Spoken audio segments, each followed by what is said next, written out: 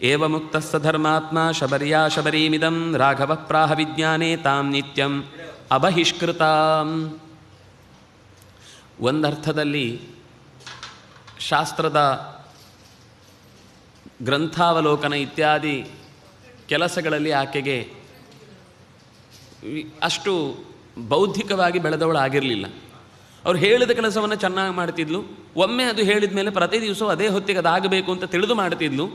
ಶಾಸ್ತ್ರದ ನಿಷ್ಕರ್ಷೆಯಲ್ಲೆಲ್ಲ ಆಕೆ ತೊಡಗದೇ ಇದ್ದರೂ ಕೂಡ ಅವರ ಹತ್ತಿರದಲ್ಲೇ ಇದ್ದು ಸೇವೆ ಮಾಡಿದವಳಾದ್ರಿಂದಾಗಿ ನಿತ್ಯಂ ಅಬಹಿಷ್ಕೃತಾಂ, ಯಾವತ್ತೂ ಕೂಡ ಹೇಳಲಿಕ್ಕೆ ಬೇಡರ ಜಾತಿಯವಳಾಗಿದ್ದರೂ ಕೂಡ ಗಿರಿಜನ ಅಂತ ನಾವು ಗಿರಿಯ ತಪ್ಪಲಲ್ಲೇ ವಾಸ ಮಾಡುವಂತಹ ಊರಿನ ಸಂಪರ್ಕಕ್ಕೆ ಯಾವತ್ತು ಬರಲು ಇಚ್ಛಿಸದ, ಆದರೆ ಪ್ರಕೃತಿಯ ಪ್ರತಿಯೊಂದನ್ನು ದೇವತೆ ಅಂತನ್ನುವ ಹಾಗೆ ಪ್ರೀತಿಸುವ ಎಚ್ಚರವುಳ್ಳ ಆಕೆಯ ಬಗ್ಗೆ ರಾಘವ ಪ್ರಾಹ ವಿಜ್ಞಾನೇ ತಾಂ ನಿತ್ಯಂ ಅಬಹಿಷ್ಕೃತಾಂ, ಅವಳಿಗೆ ಒಳಗಿನಿಂದ ಇರುವ ಅರಿವಿನ ಆ ಭಾರವನ್ನು ಗುರುತಿಸಿ ರಾಮಚಂದ್ರ ಈ ಮಾತನ್ನು ಹೇಳ್ತಾನೆ. ಅಲ್ಲಿ ಒಂದು ಶಬ್ದ ಬಳಸಿದ್ದು ಅಬಹಿಷ್ಕೃತಾಂ. ಎಂದೂ ಕೂಡ ರಾಮಚಂದ್ರ ಇದು ಅಂತಲ್ಲ, ಯಾವತ್ತೂ ಕೂಡ ಯಾರನ್ನೂ ಕೂಡ ಅವನು ಅವರ ಭಾವ ಪಕ್ವವಾಗಿದ್ದರೆ ಅವರನ್ನು ದೂರ ಇಟ್ಟಿಲ್ಲ.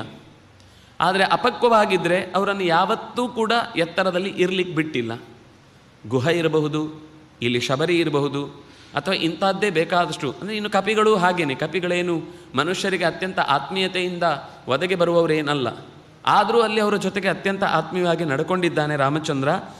ಅಬಹಿಷ್ಕೃತ, ಯಾವುದೇ ರೀತಿಯಿಂದ ಹೊರಕ್ಕೆ ಇಡಲು ಯೋಗ್ಯಲಳ್ಳದ, ಯಾವುದೇ ರೀತಿಯಿಂದಲೂ ದೂರ ಇಡಲು ಸಾಧ್ಯವಿಲ್ಲದ ಅರಿವಿನಿಂದ ಎತ್ತರದಲ್ಲಿರುವ ಆಕೆಯನ್ನು ಕುರಿತು ಮಾತಾಡ್ತಾನೆ.